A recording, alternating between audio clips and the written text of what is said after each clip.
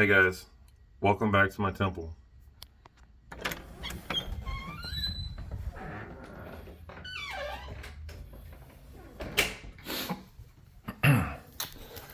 Today,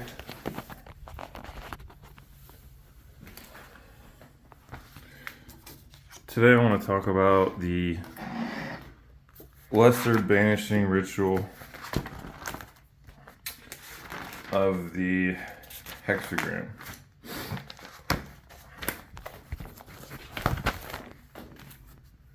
So, in my previous video, I did the lesser banishing ritual of the pentagram.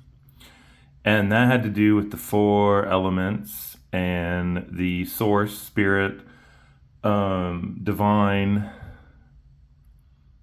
and all 5 of those energies working together created the shape of the pentagram. Well, when you get into the Zelator grade, you start doing the lesser banishing ritual of the hexagram. And the reason is because when you're doing the lesser banish ritual of the pentagram, and at the end when you say for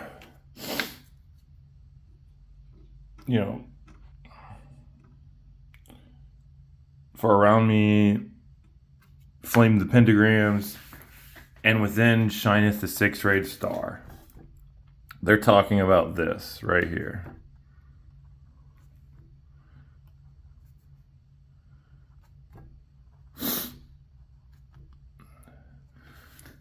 They're talking about the moon and Saturn,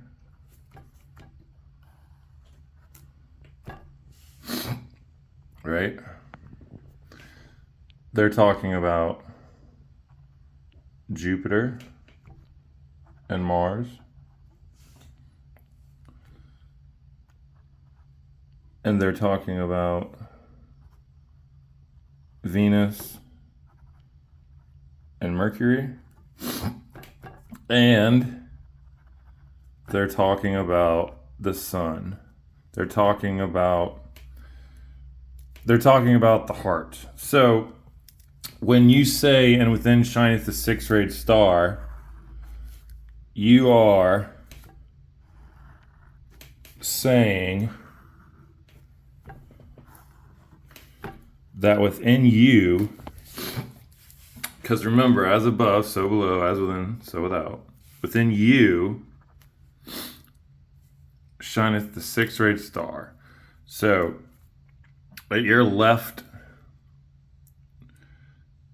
thigh-ish area is Venus. Now your right thigh hip-ish area is Mercury. And at your neck is Saturn. And that is the triangle of fire. Venus, Mercury, and Saturn is your fire inside of you.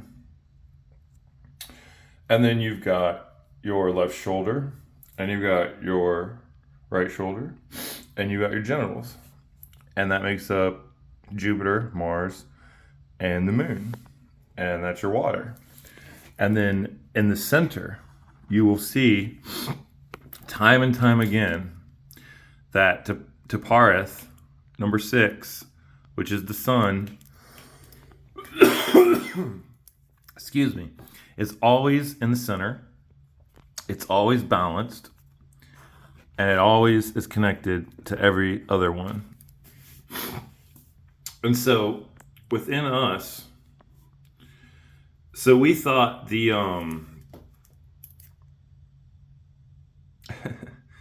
the pentagram was pretty interesting, huh? But look at all what that's going on in this. I mean, this is just interesting. So, for instance, each energy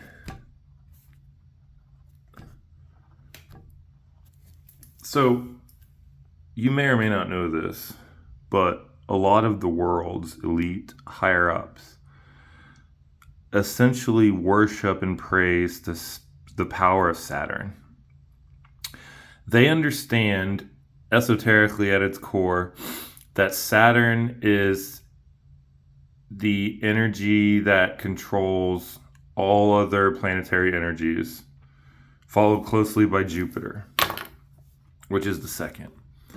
But Saturn is the one to rule them all. Saturn is the one to bind them. Saturn is about binding. Jupiter, which is next in line as being the most powerful, Hesed. Saturn is Bina, and Jupiter is Hesed in the Tree of Life, Sephira. So Saturn is all about restriction. It's all about the symbol of Saturn is the ring. Saturn's number is 3. Saturn's color is black. The law book, the dictionary that the judges and the actual legal law systems use is Black's Law. The judge's hat is a black cube. Don't get me started with the cube. But anyways, that's neither here nor there. So anyways, the energy of Saturn is decay, and I don't want to get too in depth into the powers of the planets, because then you're getting into planetary magic, and depending on how, early on in this adventure you are, we might be getting a little too far ahead of the average person. Because we're getting into planetary magic and then zodiacal magic, and we were just brushing up on elemental magic. And right now, the only thing you really need to know is, just like the lesser banishing ritual of the pentagram, you're banishing the earth element. It's neither good nor bad. You're just getting rid of all of it. Well, in this sense, you could argue that Saturn is quote unquote bad in the sense of your physical body, because if you want to know why you're dying, or why cells decay, or entropy, or why chemicals decay and break down and go into like half-life, everything dies as soon as it begins to live. And the reason for that is Saturn. It's Saturn's energy. It's nothing bad per se. It is just the death and destruction and decay of physical matter, so it can be recycled into other physical matter. And it does this through the cooperation of Jupiter and Mars, working hand in hand with the balancing of Sun. Right? And by doing that, it creates the energy of emotion and thought. And that creates the astral. That, the sun and emotions of thought, creates the astral. And then that descends into Malkuth, Earth. So Saturn is the energy that is the densest energy of them all. It goes Saturn, Jupiter, Mars, Sun, Venus, Mercury, Moon, and you've got... So anyways, you're getting rid of Saturn. So the lesser banishing ritual of the hexagram, once again, you are going away from the direction that you want. So the lesser banishing ritual of the hexagram and just banishing the sun, because eventually, because right now you're using white light, because you want to use pure white divine light. Because in this particular practice, when in the earth grade, you're doing this mostly to just purify you as much as possible with white divine light and get rid of any Saturn energy, any at all. And so you'll notice that you might start to look younger, or you might have acne, and then you might start to lose your acne, or you might have less wrinkles. You'll just notice that you're aging less and less, and you might actually start looking like you're getting younger. So don't underestimate how much power Saturn has over you right now. So I highly recommend you do this. But anyways, you start at Saturn, and with a white line of light, you go down to Mercury. And then you go up past the sun to Jupiter, and then you go down to the moon. Then you go up to Mars. You go through the sun again to Venus, and then you go back up to Saturn, where you started. And because you're going away from Saturn, that means you're banishing this direction. So the path you end up making is the six-pointed star.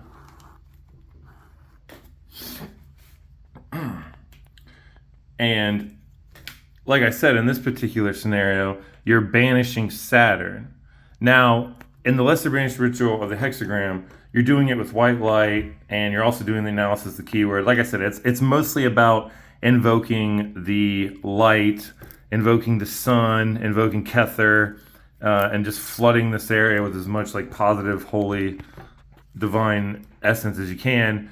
Whereas when you get to the actual stage where you're actually invoking and banishing planets themselves, you would be using the colors of Saturn and the sigil.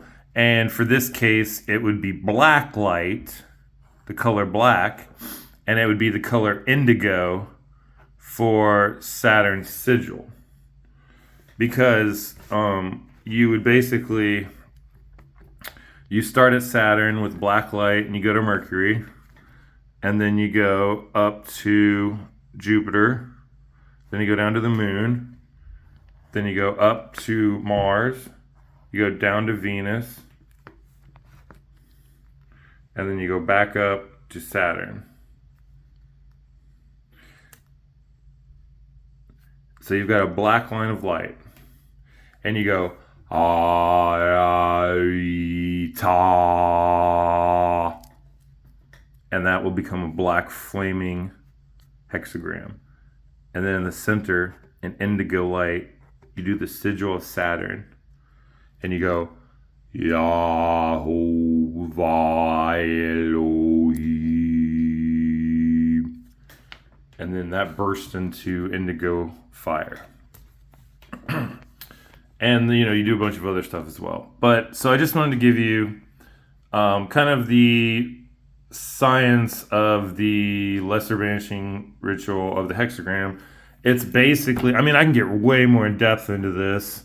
Like, for instance, in the Theoricus grade, which I'm in right now, we are invoking the moon, right?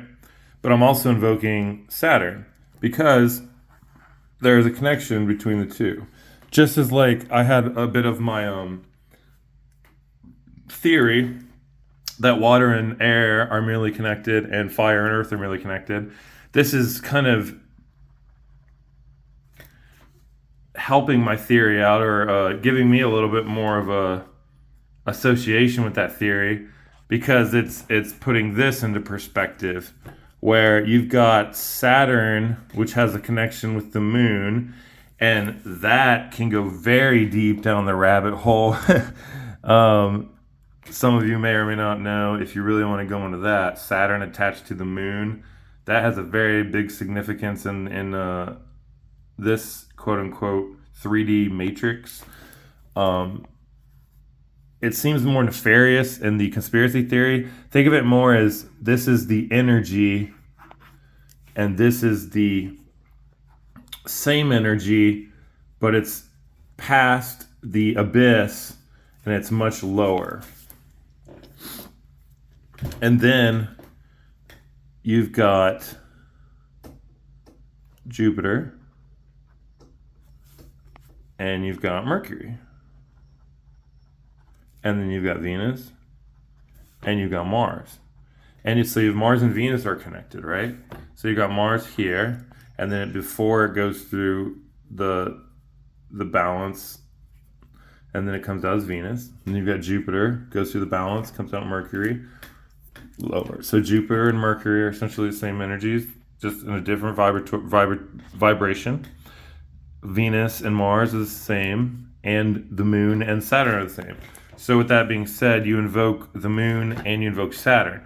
So with the Moon is going to be violet light, and then the sigil is going to be blue. So for the Moon, you're going towards the Moon.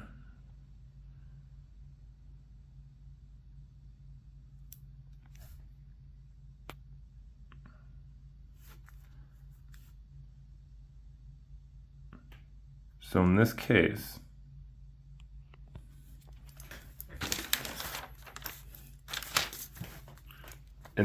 you're going towards the Moon.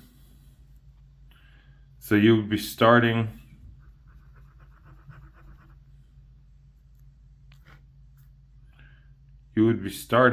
at Mars. And with a violet light, you would go towards the Moon, and then you would go towards Jupiter. And then you go towards Mercury, and then you go towards Saturn, because you're going the opposite way that you would be going if you were banishing. And then you go from Saturn to Venus, and then you go from Venus to Mars. And that leads you to the beginning again. And so you have Mars. So you would face the direction of where the Moon currently is today. And you would start at Mars, and you would go down to the Moon with violet light, up to Jupiter, down to Mercury, up to Saturn, down to Venus, up to Mars. And you would go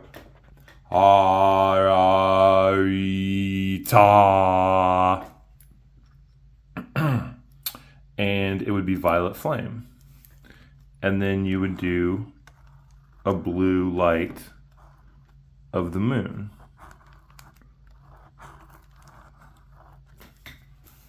And you would go Shaddai Kai. And then, of course, you would do what else you were going to do when you're invoking the Moon.